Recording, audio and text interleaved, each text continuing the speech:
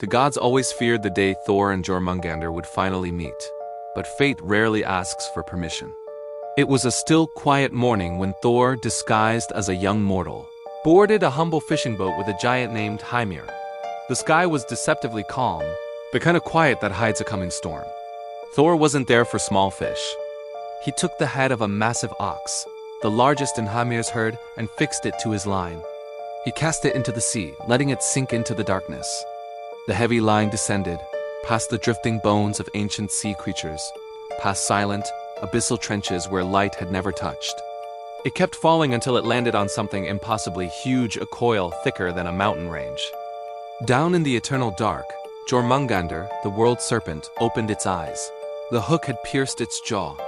In that instant, the entire ocean convulsed. The sea split open as the serpent rose, shedding entire oceans from its scales. Its foul breath shook the clouds, and its roar was a sound that cracked the very horizon. On the tiny boat, Thor braced himself. Lightning crawling across his skin, his knuckles white around the line. He pulled with a strength that could break worlds, the wood of the boat groaning under the strain. The serpent surged upward, venom and seawater steaming from its colossal fangs.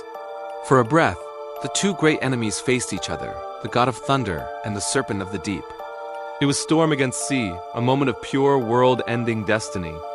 Thor raised Mjolnir, his hammer humming with power, ready to deliver the final blow. If that hammer fell, Ragnarok itself would begin, long before its time. But Hymir, the giant, was paralyzed by a fear beyond reason. He saw the end of all things in the serpent's eyes. In a panic, he drew his knife and slashed the line. The tension snapped.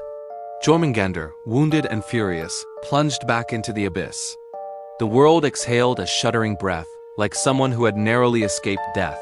Thor stood alone, staring at the churning water, knowing the next time they met, there would be no frightened giant and no fishing line to break. Tomorrow, another beast rises from the myth's Fenrir, the wolf whose jaws are said to devour the sky. Which legend should I tell next? Let me know in the comments, and don't forget to like and subscribe for more tales from the ancient world.